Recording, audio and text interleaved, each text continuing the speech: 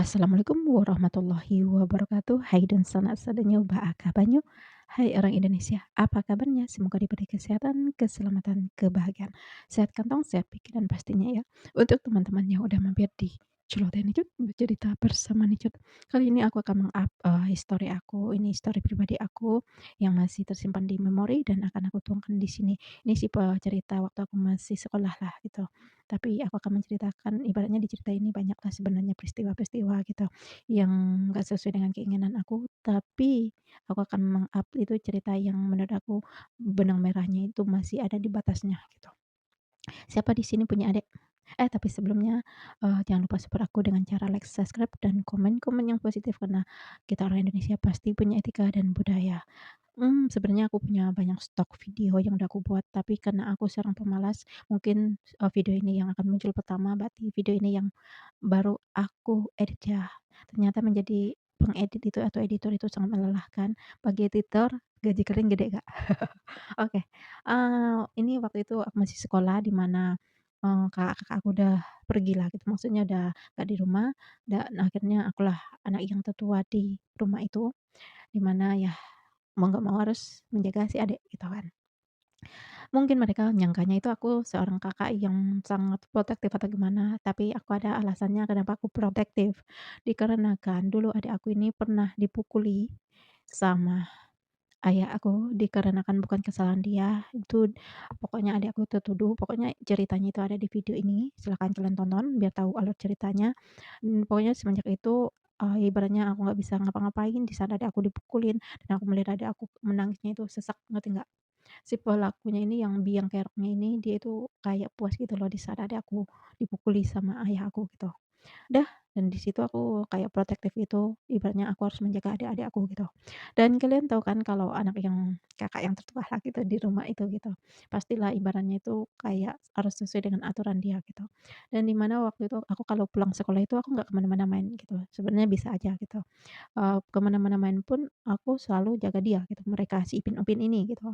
Soalnya masih kecil-kecil gitu, kalau anak kecil-kecil itu kan rasa ingin tahunya itu besar dan pengetahuannya mereka itu belum terlalu banyak gitu kan. Dan mereka kan pasti nggak tahu gitu, mana orang jahat, mana yang enggak gitu kan. Dan akhirnya di mana, setiap aku pulang sekolah itu langsung ke rumah istirahat, pokoknya di situ tuh harus ada si Ipin Upin ini gitu. Dan aku bilangnya Ipin Upin ya, karena mereka tuh ya sangat kecil-kecil waktu itu gitu. Dan akhirnya adalah di saat di mana ya kena cuaca mendukung juga, itu musim hujan, eee, dan di mana rumah aku ini kan dekat di sungai ya, itu hal biasa kalau di kampung-kampung teman-teman. Bukan rumah aku aja yang dekat sungai, banyaklah penduduk di sana gitu.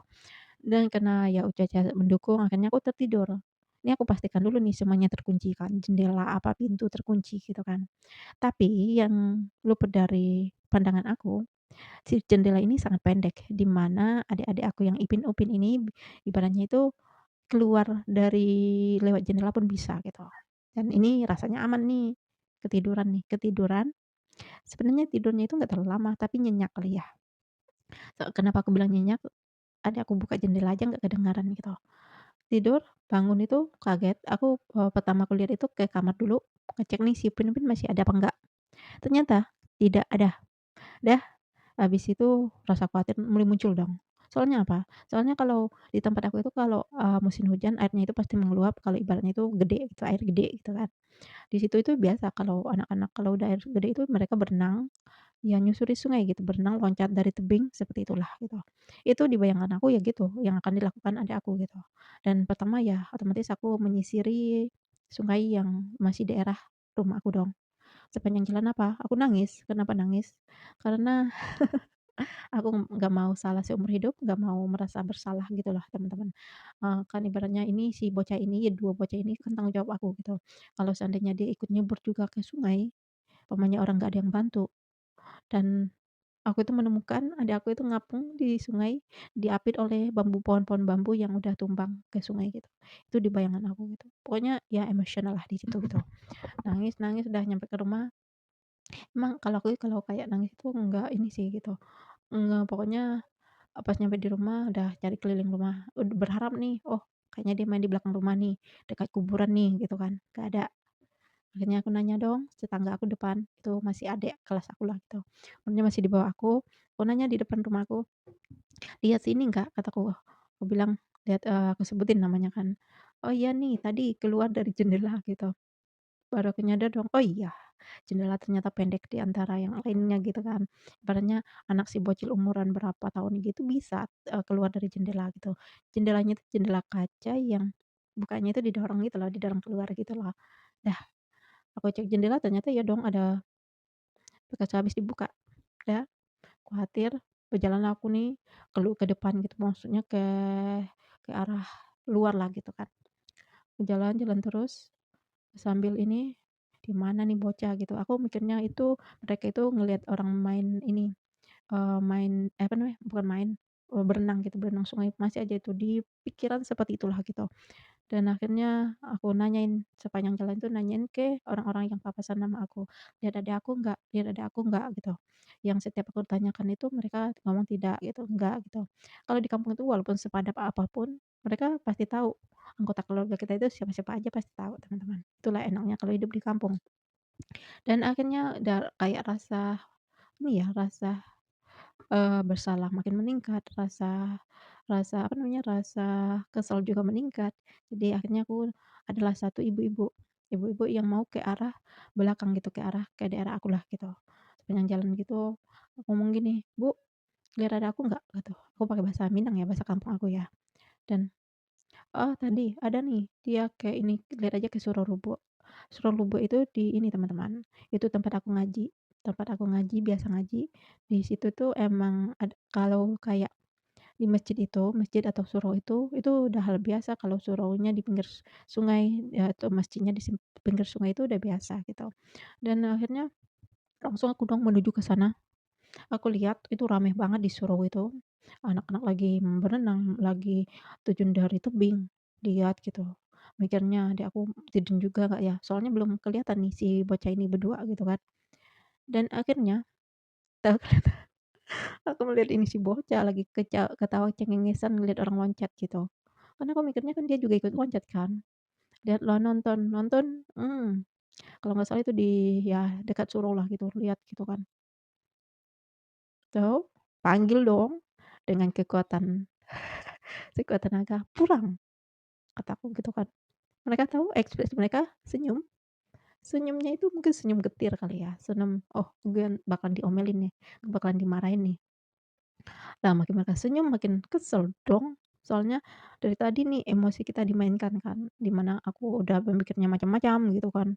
Wah, nih bocah ya nantangin gitu kan di hati nih, aku tarik pulang nih, pulang, nyampe rumah tahulah dilakukan sama orang yang lagi marah, aku cubit aku cubit mungkin ya, kalau itu pusar bisa pindah ke punggung, pindah ke punggung kali. Soalnya udah nahan rasa kesel karena ketakutan gitu, ya gue nggak mau rasa bersalah gue itu seumur hidup gitu. Dah, akhirnya dah, ya mereka gimana ya, mungkin udah terbiasa ini ya, ya gitulah kalau punya adik, apalagi adik cowok gitu kan. Ya mungkin nakalnya masih nakal anak kecil gitu. Ya waktu itu kan aku masih kecil juga gitu. Sebenarnya aku sampai sekarang itu mereka udah gede-gede pun aku masih ada rasa kekhawatiran gitu. Ingat nggak kalian di zamannya SBY waktu itu, ada, istilah begal, di mana itu banyak terjadi dan banyak korbannya itu bukan pelaku yang begalnya gitu.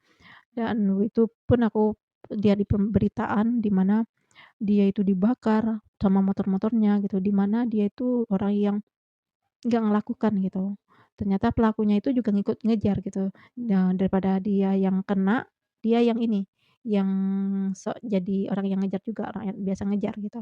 Dan di situ banyak korban lah. Pokoknya di, peristiwa begal-begal itu banyak yang bukan pelakunya yang korbannya gitu. Pokoknya banyak yang orang yang nggak tahu apa-apa jadi korban, dituduh jadi begal gitu. Kalian tahu kan kalau dihakimi oleh massa, oleh warga gimana? Seperti itu. Emang sampai sekarang itu aku merasa khawatirnya gitu. Aku jangan sampai ada aku di posisi seperti itu gitu. Dan ibaratnya kan masih dari kecil pun itu kan aku ngingat, orang-orang dewasa itu egois dan orang-orang dewasa itu ya ikut melakukan hal curang gitu. Dan udah habis itu, gimana ya, habis itu kan, ibaratnya itu rasa-rasa khawatir itu masih ada. Mereka dewasa pun rasa khawatirnya masih ada. Takut, ibaratnya itu adik aku dijebak atau apalah gitu, hal-hal negatif gitu. Jadi ya gitu sih kekhawatiran aku gitu. Dan bagi yang lagi berjuang, jangan, berhenti berjuang, karena berjuang bukan berarti untuk mendapatkan uang saja, berjuang untuk, agar kalian tidak terbuang dan tidak di zona yang jadi korban gitu. Dan terima kasih buat teman-teman yang udah mendengarkan histori aku yang sesingkat mungkin, semoga tersampaikan dan sampai jumpa di next video. Bye-bye.